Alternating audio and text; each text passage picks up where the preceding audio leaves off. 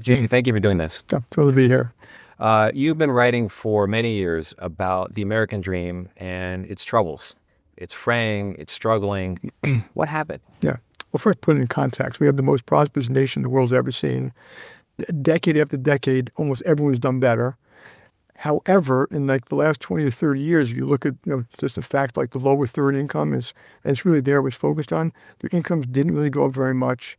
They struggle more. If you live in inner cities or certain rural areas, your schools aren't very good. I tell a lot of people here, you don't go home and worry about crime. You don't worry about your kids' schools, but there they do. And is it only the lower third? Because we do polling at CBS, and 3 out of 4 people say it's harder today to raise a family, buy a home, and find a good job. Yeah. No, I think that may be true. I shouldn't say only the bottom thirds. There's maybe part of the middle income segment too. So, but all those things are fixable. I mean, one of the things I talk about is that we had growth in our country is 2% a year for the last 20 years. Had it been 3%, we've had 20,000 per person more GDP. That would have paid for an awful lot. Why was it only 2%? And I think we have just tons of bad policy that we made it worse for growth in America. And growth is what creates everything: capital formation, capital, R&D, investment, productivity. So if you go to like these inner city schools, they're not teaching kids skills. They give them a good paying job. And there are solutions to most of this. So, but I think it's a wide variety of things that we got wrong. Well, you mentioned capital and growth. There's polling recently that finds only about half the country even has a positive view of capitalism. Yeah. And more than a third of people have a positive view of socialism. Do you understand why? I'm not sure I do. I just think it's dead wrong. And, the fact is capitalism has lifted billions of people out of poverty. And like a lot of things, it may have flaws. I think I hear a lot of people sometimes talk about the flaws of capitalism. I realize they're talking about the flaws of human beings. Some people are selfish, some are self-centered, some are this, some are that. That's true in a communist society or a capitalist society. Some businesses do bad things, and that's not because of capitalism. And so, we try to have laws and regulations that get the best out of people and, get rid of the worst. But we've been educating people over and over that things are bad. Yeah. And if you look at them, they're not bad. They're living longer. Everyone's got air conditioning. Your cars are safer. But I do think it's become much more of a struggle. And so, we really should focus on that. Now, I always ask the question, why? Well, why are inner city schools failing the kids? Because, you could say real estate taxes because they don't have the same taxes to pay for the better schools. How come these schools like the Aviation High School across the 59th Street Bridge here, these kids graduate at 17 or 18 making $75,000 a year because they were given skills to, maintain a Cessna aircraft. And But for a lot of people, it's about how much money they're making. Can they go on vacation every year? Can they expect a better future for their kids? Can they expect a retirement with decency? And can they own a home? These are the core components. Yeah. When I talk to regular people, we travel all over the country. You talk to regular people about someone like yourself, a business like this one, doing really well. The real simple question they have is, why couldn't a business like this just take a little less so that other people have it a little bit easier? I don't think that would solve the problem at all. And, we only try to earn a fair return on our capital. We're not trying to take anything with anybody. I think what solves the problem is we build more affordable housing. The reason we're not building more affordable housing is because of local zoning requirements and mortgage origination. Mortgage rules have made it so expensive to get a mortgage, we could reduce the cost of that mortgage. I think the way you fix the problem is by fixing inner city schools. We already spend $1 trillion or some number like that on K-12. You should be asking this question, the $1 trillion. Why can't it work better? So my view is these programs failed. So why can't we build programs that don't fail? And so what's the answer to that? Why can't we? It's policy. And I think good policy is free. Is it policy or is it politics? That's a good question. I mean, you'd be more of an expert in politics than me. Definitely not. But I make a list of bad policies like schools. I think we should double the income tax credit. So if you're making $14,000 a year with 2 children, the government gives you $6,000 or $7,000 at the end of the year. I would make it 10. I'd get rid of the child requirement. So if you're a couple, you're both working, you're at a minimum, you're making $48,000 a year. And it has the virtue of going into their communities, probably helping the schools, get the tutors, maybe buy some more health insurance. The dignity of a job, the first job leads to a second job. And it's got much better social outcomes, more families, less recidivism, less crime, less drugs, less suicide. So we have a lot to do to fix parts of our society. We should get at it and roll up our sleeves and acknowledge what the problems are and fix them. How does this initiative that you're announcing today solve it? Yeah. So we've always done, look, we think our job is to finance society, small businesses, large businesses, individuals, home ownership. We're one of the biggest in the country across the full spectrum. But we ask our own people, when we have a problem, I always ask, okay, if you got it, what are you going to do? And so we asked the people around the Ukraine American dream, what can we do more? And we have that long list, small business. We go from banking 7 million to 10 million. We have our small business consultants. So if you're a small business and you want to know where to build your second restaurant, how to negotiate a contract, we have people who can consult for that now. We had 1,000 small business bankers. We're now all 48 states. We have a rural estate strategy, which we did not have before. We're going to do skills. So I just mentioned about schools and things like that. We're going to do 25% of our branches are in lower income neighborhoods. And we call community branches. Some of them, we invite people in to learn about saving money with some mortgage, buying a house. We call them vital institutions, where we're probably one of the largest banks in the country to cities, schools, states, hospitals, but to do more of that. We're one of the biggest affordable lenders in the country. We're going to do more of that. So it's just we're going to make it a crusade to do our part, to do more for this part of America, try to help lift up all of society. This particular moment in time, people are already feeling the pain. And now we've got a war in the Middle East that's driving up costs for diesel fuel, for gas, that trickles into all kinds of other things. Where do you see this going economically? I don't know. The economy is one big, complex beast, and even AI can't figure it out. I tell people anything that happens is like a straw in the camel's back. So maybe one day a straw is going to cause that tipping point and push us through a recession, hopefully not stagflation. So the war is a couple of straws in the camel's back. Whether that caused a tipping point, I don't know. I think what's more important for the future of the world is that this war successfully conclude. I hear a lot of people on TV talking about it wasn't an imminent threat. No, it wasn't a threat at all. They were actually killing and murdering people around the world for the last 47 years. They have a ballistic missile that can now go 3,000 miles, which I think was a surprise to the American public, and they were very close to having nuclear weapons. So that's really important. Obviously, the gas price is going to hurt some folks. It's very unfortunate. So the sooner it gets properly resolved, the better. So the people who feel like we're already in a recession, to them you say, no, we're not. No, I think it is for them. I know it's for them. Oh, yeah, absolutely. There are parts of society that are not doing very well, and I completely acknowledge that. The war is at a crossroads. Iran continues to control the Strait of Hormuz. Does America need to take control of that strait, reopen it before the war ends? I don't know the answer to that question. You said finish the job earlier. Complete it is what you said. Yeah, I have to be a little humble here. I don't know what the military knows. I do know they're quite smart. So you speak to some of these folks, they've been planning this for years. They've got multiple plans on the book to do things, including Karg Island, Straits of Hormuz. I think it's going to be hard to leave and have the Straits of Hormuz closed. I do think it would be a real problem for the global economy. Because Iran would have a veto power over basically traffic.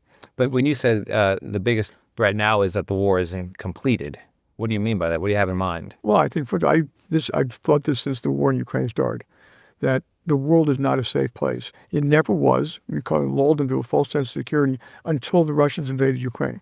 And at that point, we already knew that Russia, Iran, North Korea, somewhat aided and abetted by China, have different plans for the free and democratic world. Let's talk about affordable housing, one of the key parts of this initiative of yours. There's a plan right now in Congress to potentially prevent large investors from buying up single-family homes. Do you support a ban on that kind of investment?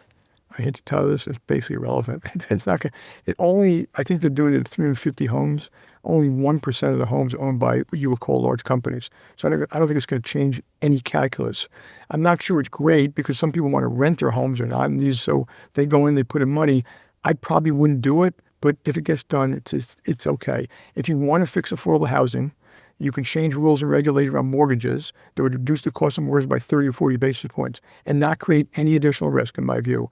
And take affordable housing laws, mostly local, sometimes state, and, don't lard them with job programs.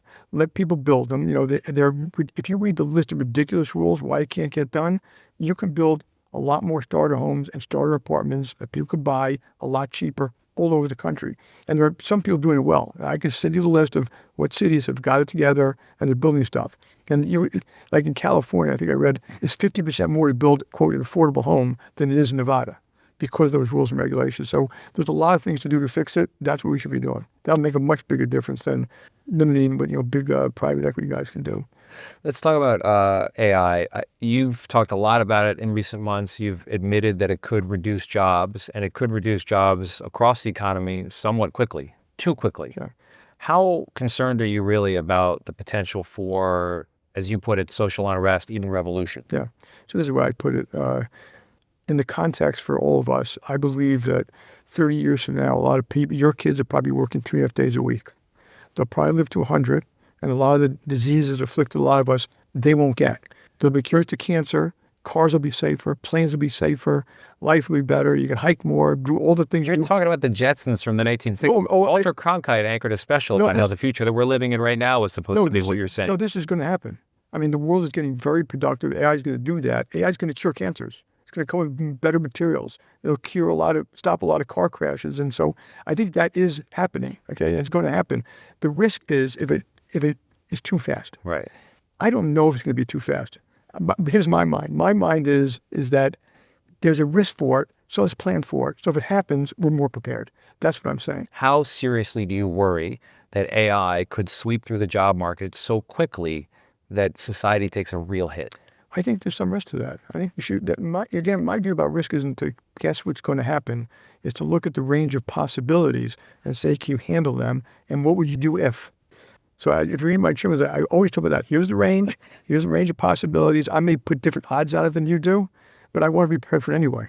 And so, it's the good and the bad. I'm not trying to do just one. So I do think AI in the long run will create huge benefits for society. If it causes a problem in the short run, let's be prepared. And the reason I linger on this is because there are millions of people in the middle of their life with young kids, aging parents, maybe they have a mortgage if they're lucky, and they're looking at potentially being AI'd out of existence professionally.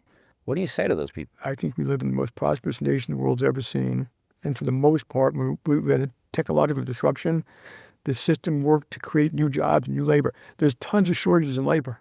So I go to talk to all these companies too. You should ask them, they don't have enough welders. There's not enough cyber. There's not enough, in certain parts, not enough advanced manufacturing. Yeah. There's not enough. Matter of fact, we're doing the Security Resiliency Initiative. One of the people says, I don't need the plant.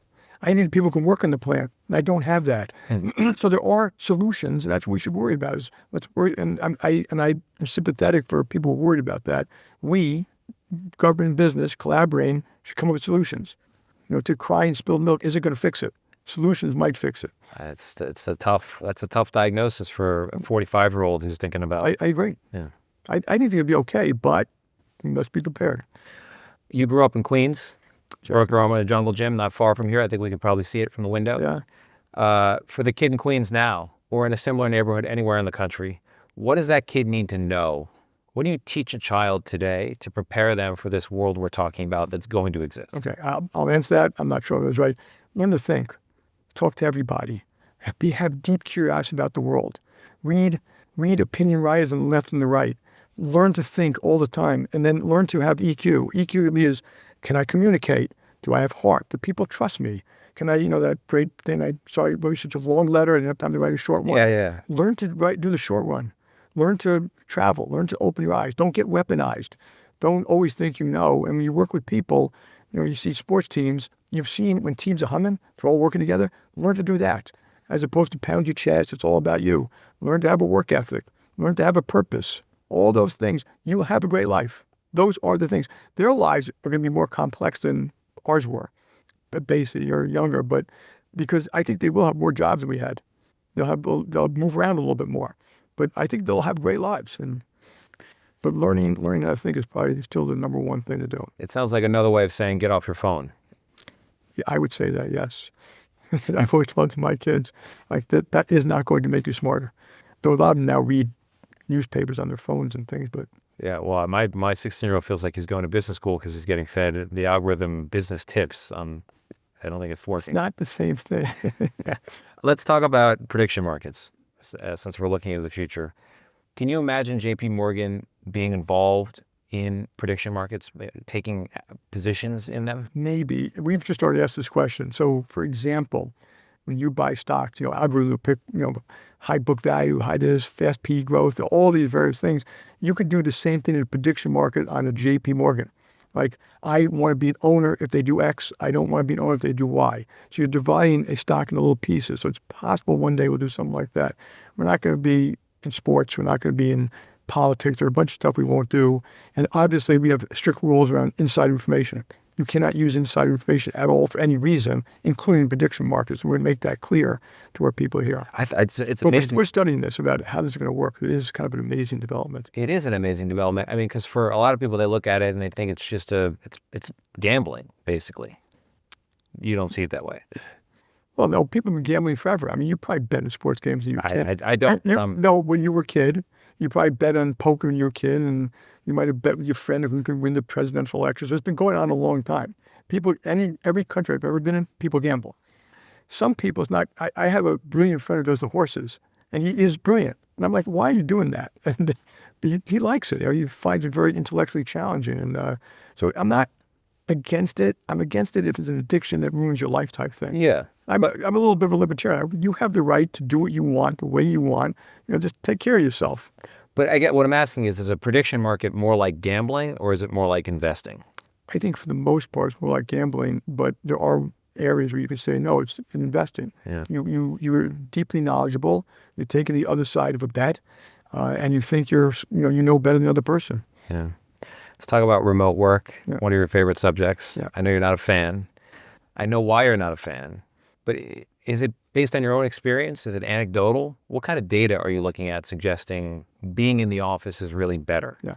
So we've always had 10% of our people working remote. I'm not against remote. Okay. And it works. Like we have virtual call centers now in Baltimore and Detroit that are excellent. So I'm not against it. I'm against it where it doesn't work for the company and the clients or the individual involved. And also, they get in a free market. You could build a company and go all remote, and I could build a company and say, we're going to the office. There's nothing wrong with that either. We said in the office because, and I'll give you a couple of examples, for younger people, it's an apprenticeship system. You learned your skill because you probably were a young reporter helping someone do other stuff, watching how they handled issues, watching how they handled tough questions, It's an apprentice system. We saw people, when they weren't coming in, younger kids, kind of being left behind. They weren't developing their EQ as much. They didn't have as many friends. They didn't have much knowledge. They weren't being assigned stuff. In fact, so much so far as say to me, we shouldn't allow some of these kids to come in because it's unfair. And I'm saying, really? You're going to tell the kids they can't have an ambition? And so then management, and this is the big one to me, for any manager, I want to be accessible to my people. Yeah. I'm accessible all the time. This remote thing, what happens is people say, well, I can't get him. He's doing here. And I was calling people up and they say, well, he's out. Tony's out on a walk, or call a cell phone, and then it also creates, in my view, a lot of politics when you're on Hollywood squares. Yeah. Instead of having a direct conversation, I could say, that's not what I thought. And exactly why people are on their phone, they're texting, they're watching a movie, and it became outrageous to me. And eventually I said, we're just not allowing it anymore. But is that based But we on... do allow some. And flexibility is a perfectly reasonable thing. So we learned in COVID that flexibility is great. So we allow much more flexibility, particularly for caregivers, mothers, fathers, taking care of an older parent or something like that. But we think we're going to run a better business, do a better job for customers, share more information. It's like a neural net. JPMorgan is a neural network. Yeah. And that neural network starts to break down a little bit when you can't get a hold of people. And so, is that based on data or based on your feeling? a little of both. Okay. Yeah. But like I said, you could build a company one way, and I could build another company one way based on a feeling. It's a free market. If you don't want to do it in my company, don't. If you don't want to do it in your company, don't. But I'll tell you one thing, we would crush you. Jamie, thank you very much. Thank you.